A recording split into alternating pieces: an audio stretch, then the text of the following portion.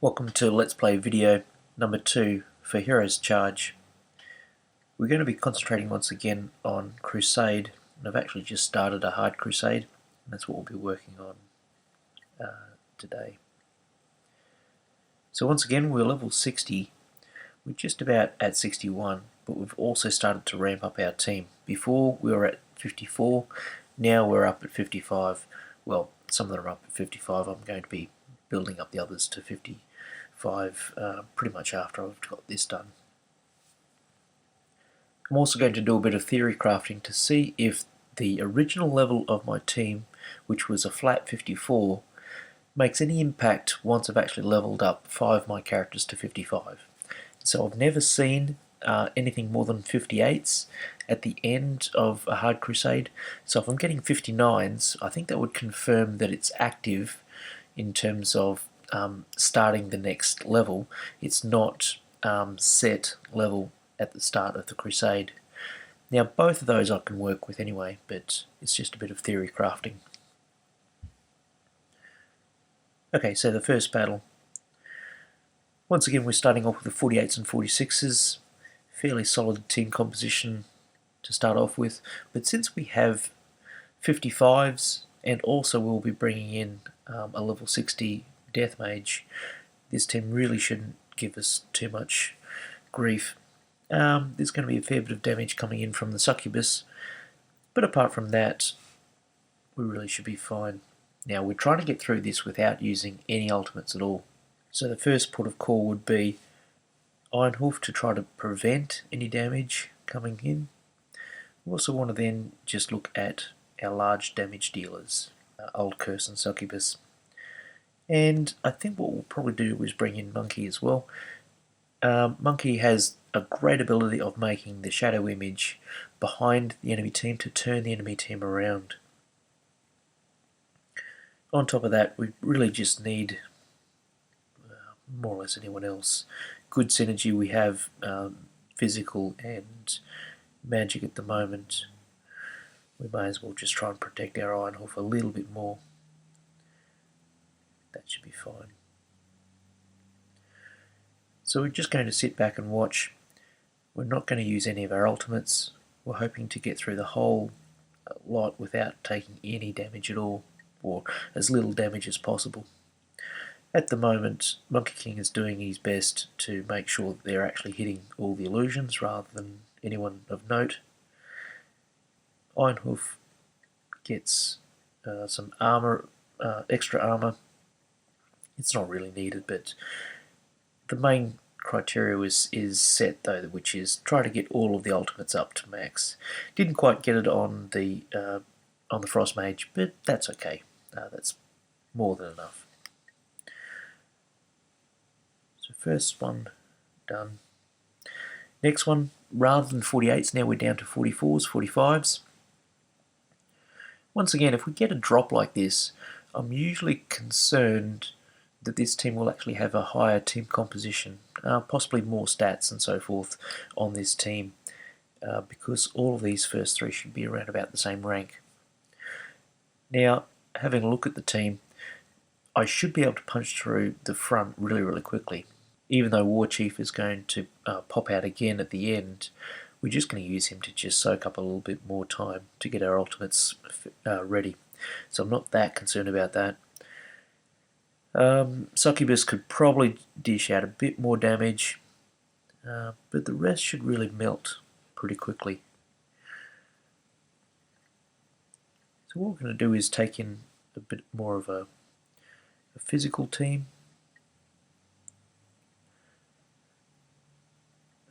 Okay, we'll try to get this team just with their ultimates ready. That's the only real goal at the start. So Wandering Spearman we've got in there just for his ability to heal the front line, and we have Savage 1 trying to just expose that front line as quickly as possible. This might take a little bit of damage. We aren't really completely overwhelming them, but we'll just see how we go. So we've taken a moderate amount of damage. Oh, that's a lot more actually, and far too much for this level. So we're about to end it, and we have our Savage one with almost no health. Now there probably will be a heal coming in from Wandering Spearman, but it's just a little bit too late. What we're going to do then is just try and see if we can do this match without taking as much health. So we're going to take out our Savage one, assume that he's just in there. Well, actually, tell you what, I'd rather keep him in, and well, I need the healing as well. Might just bring in Monkey. So also a fairly strong physical team again. What we're going to try to do though is just try to divert a lot of the damage away with our Monkey.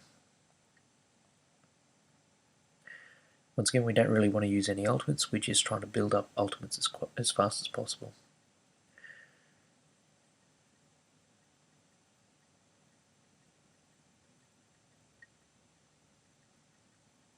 So the main damage mitigator there was again Monkey right at that back line, that one illusion. Just makes all the difference. And so even though we'll probably see that Monkey did a fair bit of damage, a moderate amount, almost matched by we've got War Chief and Shadow Leaf. So his damage output was okay, but the big trick with him was to be able to just take all that damage away from our Savage one at the front. So we made that whole battle, we got through with about an extra 50% health on our Savage one. So all of these guys are more or less good to go. We did get Pilot. Who else have we missed out on? I'm not so concerned about Pilot at the moment, but these three I'd certainly like to get our ultimates going, and also Mystic. This is probably a good team to also bring in our Death Mage onto and charge up our Death Mage. Let's just have a look and see if there's anything special. So level 49, 48's across the board. We do have a Monkey on the other side though, and also a Sapper. Now the Sapper can actually do a lot of just unexpected damage, which is a pain at this point. And also Monkey can also turn our team around. And so that whole midline is going to be rather painful. Now this team smacks of putting in a physical against it. So let's have a look and see whether our physical team is ready to go. Now we've got most of them all maxed out already anyway. Is it worth it? I'm pretty sure we're still going to have a couple more rounds where we can get our physical team going. So we should be fine actually bringing them in. Who else would we want?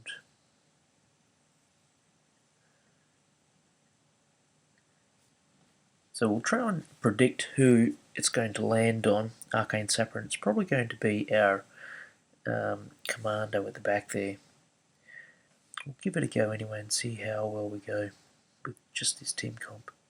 Once again, not wasting any ultimates, just seeing how much damage. Well, Arcane Sapper was a bit of a misnomer.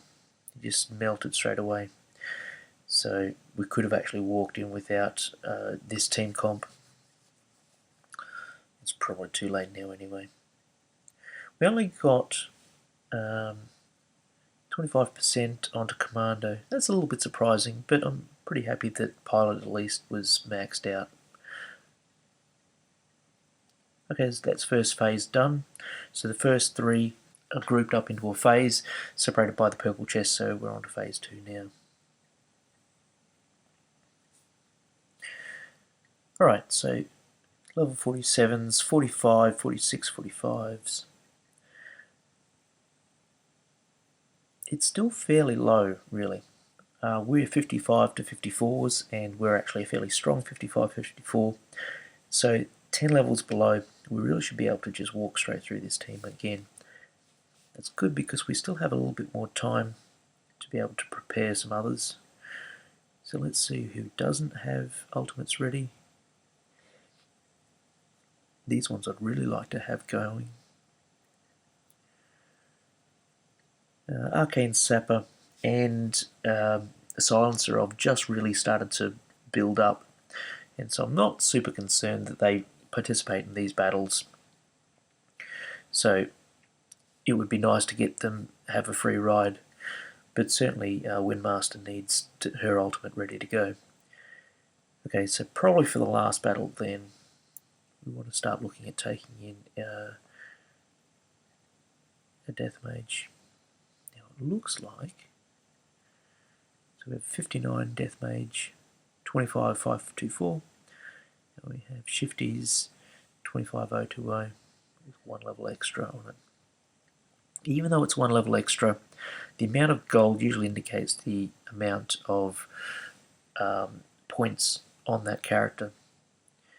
So this would indicate that Crystal has actually spent a little bit more time upgrading or possibly enchanting Death Mage, and so it should be just a little bit more effective even though it's 1 level less. So we're happy taking Crystal's 59 in this case. So it's not exactly a brilliant team composition, but especially with the 59 Death Mage out the front, I would expect that this team should be able to go through relatively unscathed. Let's give it a go.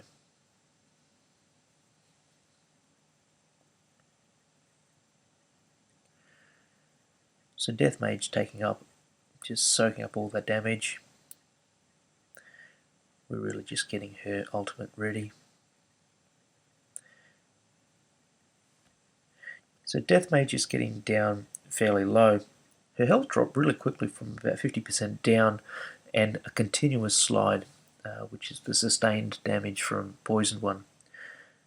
At this point, even if I used the ultimate, I would certainly be able to gain some health back, but the team would die before I'd be able to replenish that ultimate, so it's not really worth doing that. So once again, it's probably worth just resetting and having a look at the team composition. So Poison One is going to give us enough damage onto the front team. So what we could probably do is just take one of these guys out. Let's say, let's take out Phoenix. I usually use Phoenix right at the very, very end, but by then I really want her ultimate to be ready. But we're going to bring in Monkey, and Monkey once again is going to try and turn the whole team around, and that'll give the Death Mage enough time to start just doing her thing, just getting her ultimate ready. So let's see how we go. In this case we possibly could even use Monkey's ultimate, because it's sitting there waiting, and I've expected that the damage would have been able to land on somebody. But it's so much nicer if we don't have to. And so the illusion's doing their job, just mitigating all that damage.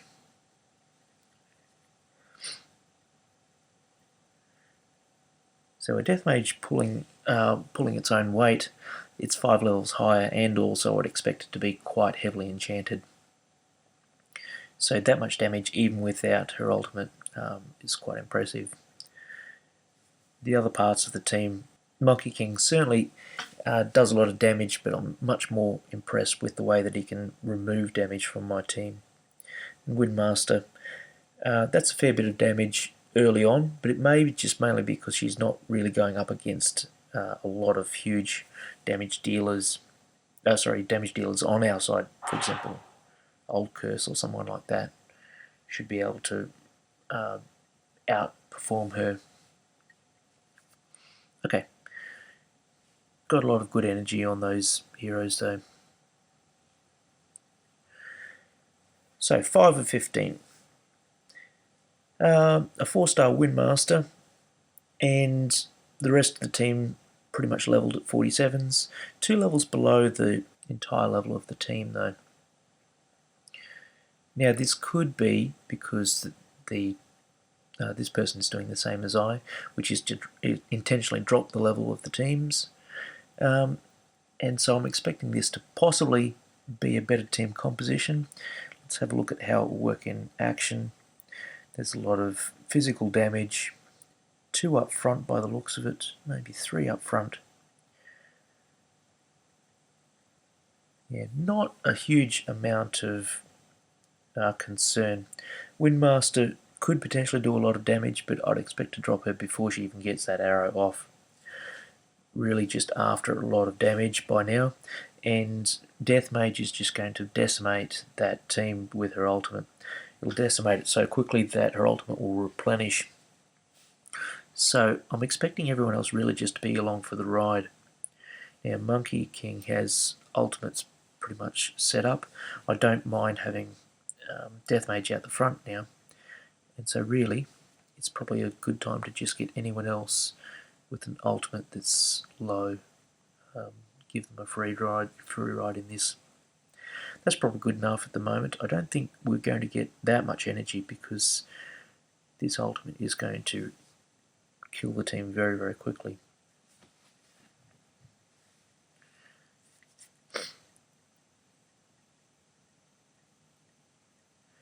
So team down, everyone maxed energy.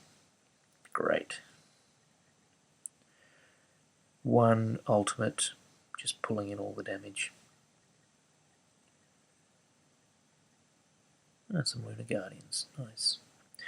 So level 6, okay, we've ramped up quite a lot now. So the 44, 45s have disappeared, and now we're up to 52s and 2 purples. Now because I'm 55s and have all of mine purples and maxed, this is still relatively low. And the 2 with the purples, I'm not super concerned about. Windmaster and, who's he called, Mr. Tree Dude. They're not purples that I'm that concerned about. Old Curse, though, always seems to do a lot of damage, and a lot of damage not only to the first team, but the person in our team. And so we could probably take in someone to be able to mitigate that. We're still going to do the same thing, which is just blow up everyone with the Death Mage out the front. But all of those are nice and full at the moment.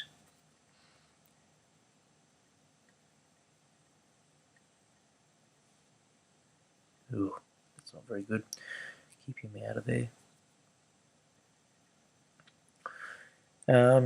Arcane Sapper is going to be an interesting one, actually. I don't think I'm going to have an opportunity to charge him up because he's sitting in front of Death Mage. I was hoping that he'd be behind Death Mage, but sitting in front of Death Mage means that he's going to be exposed at almost any point of the battle. Maybe next time when I'm bringing in Ironhoof, I could sit him behind that one. The same thing again. Captain sitting in front of Death Mage doesn't really achieve much at the moment, even if they got a little bit of energy on them. They're probably going to lose half health. So if I can just get Silencer going, that'll be fine. He's really just purple and that's it. No real extra stats on him or anything like that. Okay, so we have everyone pretty much flushed. Anyway, taking a little bit of extra magic penetration and a little bit of extra energy onto Frost Mage. Okay, we probably just can waste one of these ultimates, I would say. In fact, actually, what we're going to just do is bring in Spearman. Spearman is really good for just single target heals. If anyone else apart from Death Mage goes down a little bit, maybe a Spearman can just keep him up. Actually, Death Mage is going to go down so quickly that Spearman will put his heal on Spearman onto Death Mage, and that's actually not going to really work. So we're looking for another one that will actually do a lot of damage without being an ultimate, and Old Curse comes to mind straight away. So this team, 50s, 51s and so forth, they're still going to have a whole heap of health, and so we need to cut through them pretty quickly. But we're going to try and just get straight in, trigger Death Mage, and ride the rest of it out. Let's just see how we go.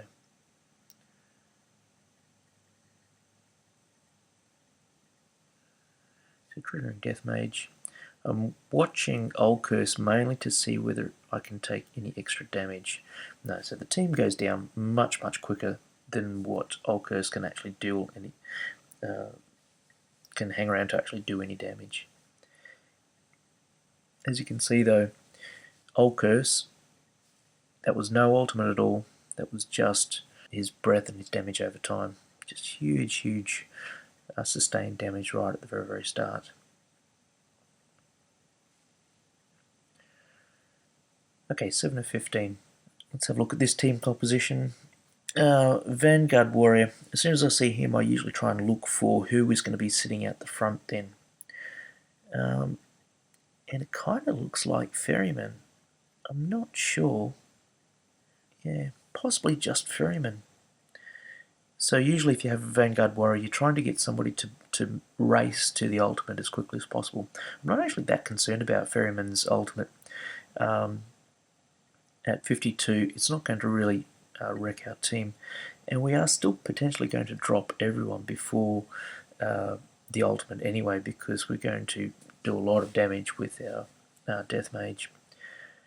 Once again, an Old Curse sitting at the back. I'm really happy that the last one dropped so fast, but I don't think we're going to be as lucky this time. And a Succubus as well. So we've got a lot of area damage with the Vanguard Warrior. So the timing on this might be a little bit interesting. I still think that we can just come in and trigger our ultimate straight away, our Death Mage ultimate. And actually we might just see how we go. Yeah, we'll just start. I'd like to get Silencer with a little bit more energy on that. We'll just go 1 Death Mage ultimate.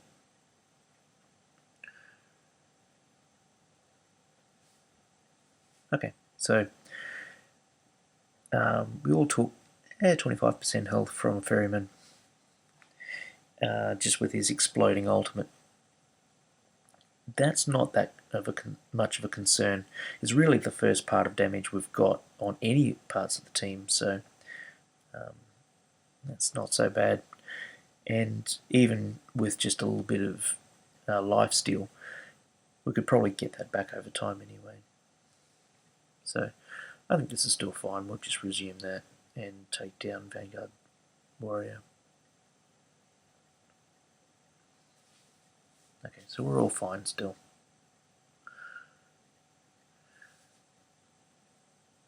So in this sense, yeah, Death Mage was just a little bit quick on that ultimate. Just didn't give an opportunity for Old Curse to wade in, but at this stage it's still fine. So 8 of 15. 51's across the board. We've got a Lunar Guardian and a 3-star. Yeah. And a relatively strong physical team. When I see physical teams, I'd usually want to bring in Ironhoof just as a single up front.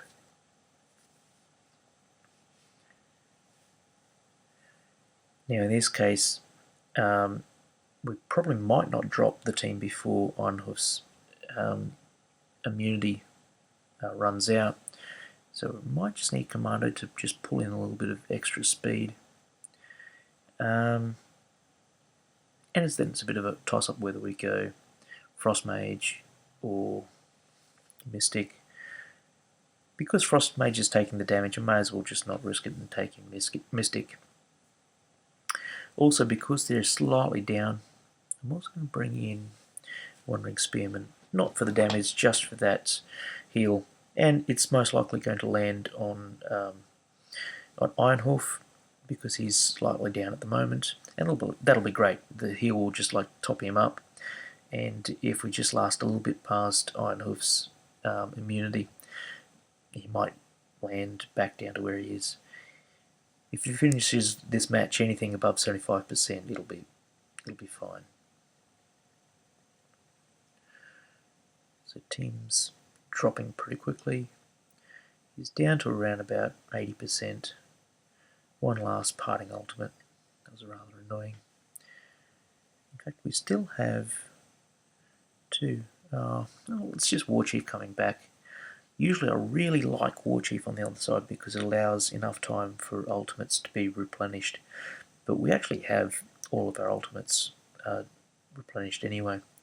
So he's just being a little bit annoying at the moment and doing more damage than what he needs to. I'm probably more concerned that the Commando is down to half health. Warchief sitting there at maybe about 70%, 60%. That's not that much of a concern because he's always going to be just taking a little bit at the front anyway. Death Mage will get her health back so quickly that that's not a concern at all. But Commando at half health, let's just see if we can do a little bit better. Let's have a look at the team again. So, Warchief at the front, we're expecting him to come back. And because he's going to give us enough time to be able to build up ultimates, we can actually use an ultimate because we have just about everybody flush with ultimates anyway. So, in the team that we've got, our Wandering Spirit was actually doing a pretty good job keeping Ironhoof alive, going, so I think that's still fine. Now we could probably just drop either, well actually you know what, we could probably even just use the ultimate from Mystic. That's probably going to be good enough then. Expect that the ultimate is going to take down, yeah, maybe one or two, get him up to maybe 50% again. Let's just give it a go and see how we go. Both ultimates away.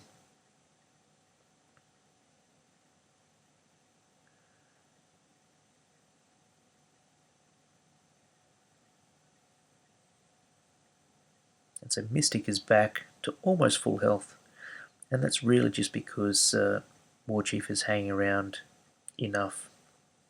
So thank you very much, Warchief. And even though it was the same team composition, just turning on that ultimate is enough to just make the outcome much, much better.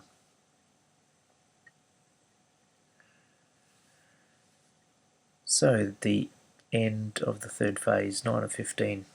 We're starting to get up to teams that are going to be matching us at the moment. 53s, but we still have a 53 Shadow Leaf that's not purple yet. Now, that's a little bit surprising. The team comp at 57, you would expect that they'd be able to field or be able to build up the items to be able to get Shadow Leaf through to that purple stage. And there's no real reason to hold them down at 53 without getting that, like without focusing on that extra piece for Shadow Leaf. So I'm expecting this person is possibly struggling a little bit, and so this team may not actually be fleshed out fully anyway. That said, we're starting to get into Phoenixes. Now usually the Hard Crusade is littered with Phoenixes at this level, and Phoenix, the problem is that once she gets the ultimate off, even one or two ticks can really just start penetrating through to the team. And I'd really like to just keep Wandering Spearmen in there to heal up the front, and so having everybody take say 25% damage isn't really that helpful at the moment. We've got Warchief sitting at the front though to be able to come up at the end and give us a bit more juice back, so that immediately says to me I can use an ultimate. The rest of the team, it's sort of half physical, half magic. Probably not that concerned about it, and especially if we want to blow away an ultimate, we could certainly start looking at taking a good one out. For example, we could start using either a Succubus ultimate or possibly even a Windmaster ultimate. Both of those would probably do the job quite well at this stage.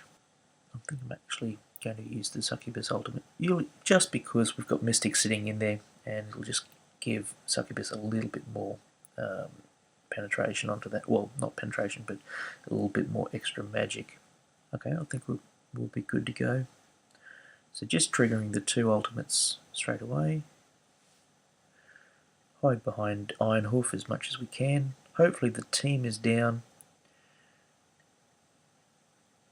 And get Phoenix before the ultimate goes off. Great.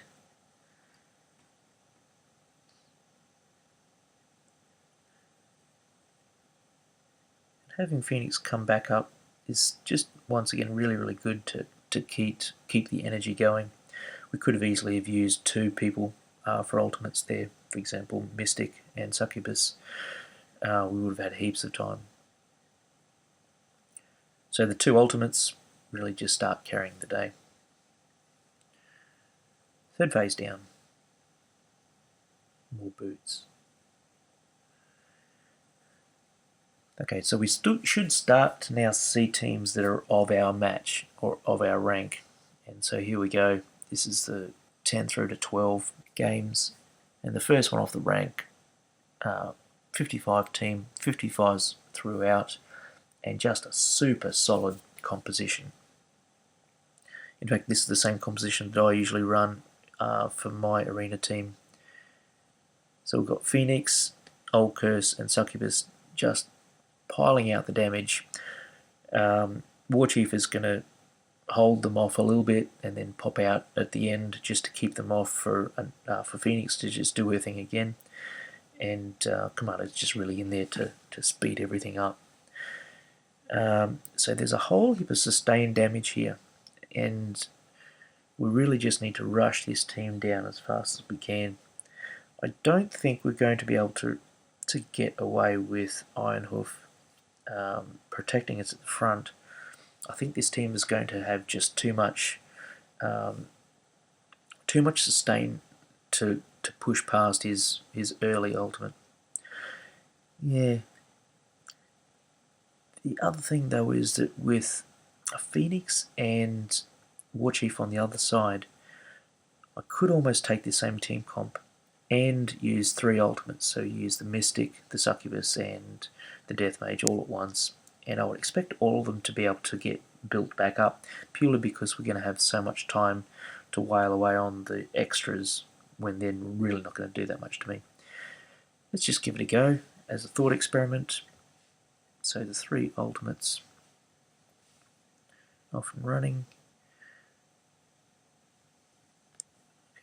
We're taking a whole heap of damage onto our Iron Hoof out the front. It's not ideal at the moment, and I certainly don't want to lose him anywhere near this stage. But I haven't really seen the Wandering Spirit heal. So let's just see whether it's going to get a heal on him. No, he's just far too low at the moment. And even though Warchief's going to hang around like a bad smell and give us some energy back, our team composition really just got pretty wrecked. So we're definitely going to retreat and have a look at this team comp again. Now this is a team comp I really know well, but it's been built mainly so that it doesn't have that many weaknesses. The only thing we've really got going for us is to just try to have a lot of speed. Now we tried 3 ultimates down and still weren't able to drop the main damage dealers, and that was under the shadow of an Iron Hoof immunity at the start.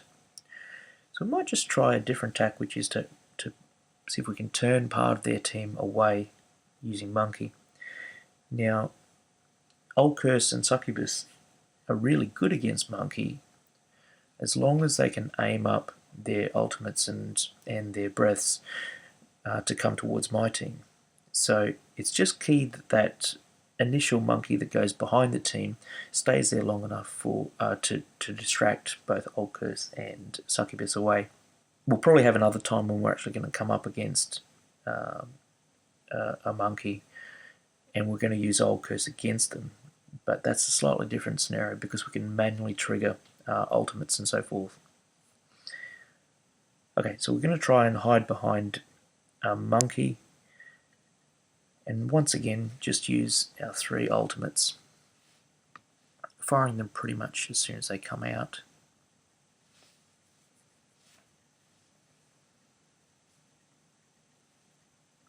Okay, So we lost Monkey straight away. I didn't really see Monkey's shadow come through off the Frostlands, so I'm expecting that he was probably tagged by Commando as he came out and was just sitting there doing nothing. But we certainly can't have him die. So I need to look at this team comp again.